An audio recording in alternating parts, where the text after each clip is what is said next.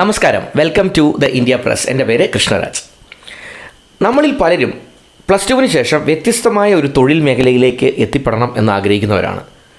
Medical മേഖലയിൽ താല്പര്യമുള്ളവർക്ക് ഇതുവരെ ആരും സഞ്ചരിച്ചിട്ടില്ലാത്ത ഒരു വഴി അല്ലെങ്കിൽ പുതിയ ഒരു തൊഴിൽ മേഖല, അതാണ് ഞാൻ ഇന്ന് ഈ വീഡിയോയിലൂടെ നിങ്ങൾക്ക് പരിചയപ്പെടുന്നത്.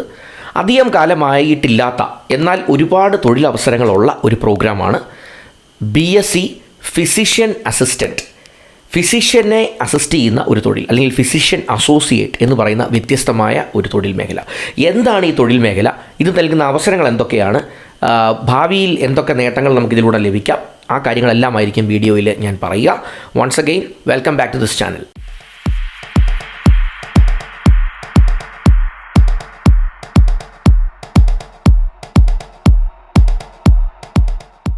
ആമുഖത്തിൽ ഞാൻ സൂചിപ്പിച്ചതുപോലെ ഇത് ഒരു ഡിഗ്രി പ്രോഗ്രാമാണ്, ഒരു BSc പ്രോഗ്രാമാണ്, ഒരു 4 വർഷ പ്രോഗ്രാമാണ്.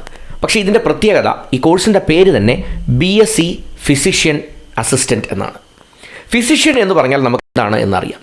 ഒരു MBBS ഒക്കെ കഴിഞ്ഞ് ഒരു ജനറൽ മെഡിസിൻ പ്രാക്ടീസ് ചെയ്യുന്ന ഒരു ഡോക്ടറെ നമ്മൾ പൊതുവെ വിളിക്കുന്ന പേരാണ് ഫിസിഷ്യൻ. അതല്ലെങ്കിൽ സ്പെഷ്യലൈസേഷനുള്ള മറ്റു പല ഡോക്ടേഴ്സ്, ഓർത്തോപീഡിക് സർജന്മാരെ, ഗൈനക്കോളജിസ്റ്റുമാരെ, പീഡിയാട്രീഷ്യന്മാരെ ഒക്കെ നമ്മൾ ഫിസിഷ്യൻസ് എന്ന് വിളിക്കാറുണ്ട്. അവർ ചികിത്സ ചെയ്യുന്നവർ, ഡോക്ടർമാർ എന്നുള്ള അർത്ഥത്തിൽ നമ്മൾ ഉപയോഗിക്കുന്ന വാക്കാണ് ഫിസിഷ്യൻ. അപ്പോൾ ഒരു ഫിസിഷ്യനെ അസിസ്റ്റ് ചെയ്യുന്ന ജോലിയാണ് ഫിസിഷ്യൻ അസിസ്റ്റൻറ്റ് അഥവാ ഫിസിഷ്യൻ അസോസിയേറ്റ്. രണ്ട് രീതിയിൽ ഈ പല യൂണിവേഴ്സിറ്റികൾ ഈ കോഴ്സ് തന്നെ ഓഫർ ചെയ്യുന്നുണ്ട്. ചില യൂണിവേഴ്സിറ്റികൾ BSc ഫിസിഷ്യൻ അസിസ്റ്റൻറ്റ് എന്നാണ് പറയുക. ചില യൂണിവേഴ്സിറ്റികളുടെ കൊടുത്തിട്ടുള്ള പേര് BSc ഫിസിഷ്യൻ അസോസിയേറ്റ്. രണ്ടാണ് എങ്കിലും ജോലി ഒന്ന് തന്നെയാണ്. അതായത് നമ്മൾ കാണുന്ന ആശുപത്രിയിൽ കാണുന്ന ഡോക്ടർമാർ, അവരെ അസിസ്റ്റ് ചെയ്യുക. അവർ ചെയ്യുന്ന ജോലികളുണ്ട്, നേരിട്ട് തന്നെ അവർ ചെയ്യുന്ന ജോലികൾ. ആ ജോലികളിൽ അവരെ ഒന്ന് സപ്പോർട്ട് ചെയ്യുക. അത്തരം ജോലികളാണ് ഈ ഫിസിഷ്യൻ അസിസ്റ്റൻ്റ് എന്ന് പറഞ്ഞ ജോലിയിൽ ഉള്ളവർ ചെയ്യുക. ഒരു ഉദാഹരണം പറഞ്ഞാൽ, ഒരു ഓർത്തോപീഡിക് സർജന് ഒരു പ്ലാസ്റ്റർ സെറ്റ് ചെയ്യണം. ഒരു ഫ്രാക്ചർ കണ്ടെത്തി ആ ഫ്രാക്ചറിന് ഒരു പ്ലാസ്റ്റർ സെറ്റ് ചെയ്യണം. അതല്ലെങ്കിൽ ഒരു സ്ലിങ് സെറ്റ് ചെയ്ത് കൊടുക്കണം. അപ്പോൾ ഈ കാര്യങ്ങൾ അവർ ചെയ്തു കൊടുക്കുക. അവർ ഡോക്ടേഴ്സ് തന്നെയാണ് ഈ കാര്യങ്ങൾ ചെയ്തു കൊടുക്കുന്നത്.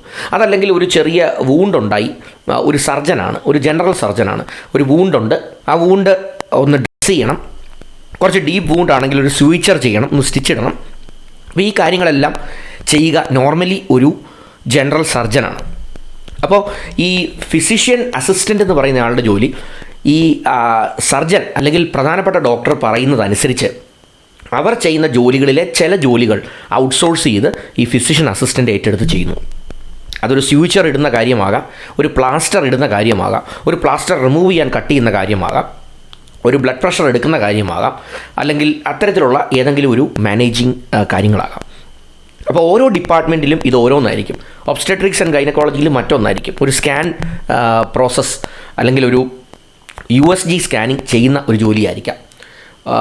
അതേസമയം ഒരു പീഡിയാട്രീഷ്യൻ്റെ OPയിൽ വരുന്ന ജോലി മറ്റു കുറേ കാര്യങ്ങളാകാം. അപ്പോൾ ഇത്തരം കാര്യങ്ങൾ ഈ ഒരു ഫിസിഷ്യനെ അസിസ്റ്റ് ചെയ്യുന്ന ഒരു ജോലി. അപ്പോൾ ഇതിനകത്ത് ഒരു ചെറിയ വ്യത്യാസമുണ്ട്. ഈ പ്രൊഫൈലിനെ കുറിച്ച് പറയുമ്പോൾ പൊതുവേ പറയാറുള്ള കാര്യം, below the doctor above the nurse എന്നുള്ളതാണ് ഇതിൽ പറയുക. ഇതിൽ ചില ജോലികളൊക്കെ ഒരു കുറേ സീനിയോറിറ്റി എത്തിക്കഴിയുമ്പോൾ ഒരു നേഴ്സ് ചെയ്യുന്ന ജോലികളാണെന്ന് നിങ്ങൾക്ക് തോന്നുന്നുണ്ടാവും. അപ്പോൾ ഒരു നേഴ്സിൻ്റെയും കൂടെ കുറച്ചുകൂടെ മുകളിലാണ് ഇവരുടെ പ്രൊഫൈൽ വരുന്നത്. എന്നാൽ ഡോക്ടറിൻ്റെ താഴെയാണ് ഈ പ്രൊഫൈൽ വരുന്നത്. വിദേശത്തൊക്കെ ഒട്ടനവധി ഹോസ്പിറ്റലുകളിൽ ഈ തൊഴിലവസരങ്ങൾ ഉണ്ട് എന്നുള്ള കാര്യം മനസ്സിലാക്കുക. നേഴ്സിൻ്റെ മുകളിൽ എന്ന് പറയാനുള്ള കാരണങ്ങളുണ്ട്. കാരണം ഇവർ പഠിക്കുന്ന സിലബസിൽ, ഈ 4 വർഷത്തെ സിലബസിൽ ഡോക്ടേഴ്സ് ഒരു MBBS സിലബസിൽ പഠിക്കുന്ന ഒട്ടുമിക്ക കാര്യങ്ങൾ ഇവർ ഇതിനകത്ത് പഠിക്കുന്നുണ്ട്. അതുകൊണ്ട് തന്നെ ഒരു ഡോക്ടർക്ക് വേണ്ടുന്നതായിട്ടുള്ള കഴിവുകൾ, സ്കിൽസ്, ഹ്യൂമൻ അനാറ്റമി, ഇതെല്ലാം അവർക്ക് മനസ്സിലാക്കാനായിട്ട് സാധിക്കുന്നുണ്ട്. എന്നാൽ ഒരു മെഡിക്കൽ പ്രാക്ടീഷണർ അല്ല അവർ. ഒരു മെഡിസിൻ പ്രിസ്ക്രൈബ് ചെയ്യാനുള്ള റൈറ്റ് അവർക്കില്ല. ചികിത്സ സ്വന്തമായി നടത്താനായിട്ടുള്ളൊരു റൈറ്റ് അവർക്കില്ല.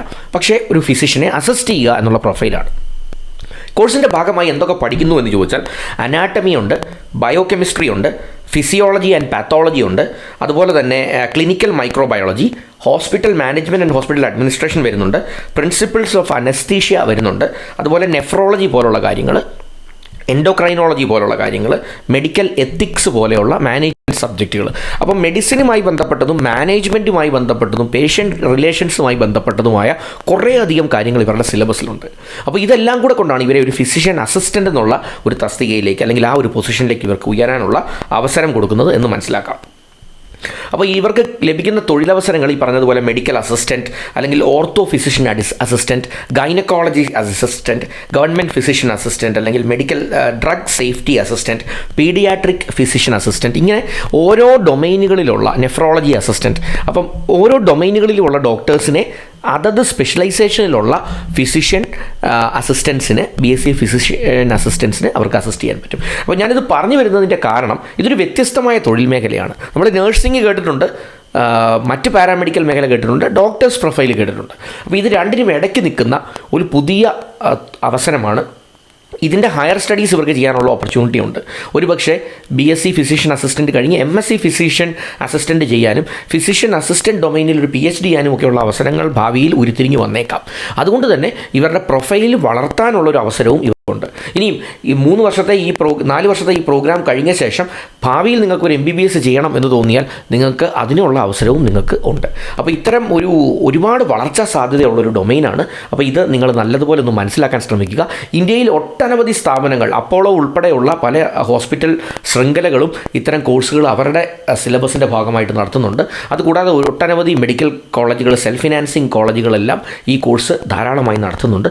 അപ്പോൾ മികച്ച ഒരു കോഴ്സ് കണ്ടെത്തി നിങ്ങൾക്ക് താല്പര്യമുള്ള ഒരു മേഖലയാണ്, നിങ്ങൾക്ക് ഇതിന് ഇൻട്രസ്റ്റിംഗ് ആയിട്ട് തോന്നുന്നുണ്ട് എങ്കിൽ ഈ കോഴ്സിന് വേണ്ടി ഒന്ന് അപ്ലൈ ചെയ്യാനായിട്ട് ശ്രമിക്കാം. ഇതൊന്ന് പരിചയപ്പെടുത്തുക എന്നുള്ളതായിരുന്നു എൻ്റെ വീഡിയോയുടെ ഉദ്ദേശം. നിങ്ങൾ ആദ്യമായിട്ടാണ് എൻ്റെ ഒരു വീഡിയോ ഈ ചാനലിലൂടെ കാണുന്നത് എങ്കിൽ ദയവായി സബ്സ്ക്രിപ്ഷൻ ബട്ടൺ ഒന്ന് ഹിറ്റ് ചെയ്യാൻ ശ്രമിക്കുക. എല്ലാ ദിവസവും മിനിമം 2 വീഡിയോസെങ്കിലും ഞാൻ അപ്ഡേറ്റ് ചെയ്യുന്നുണ്ട്.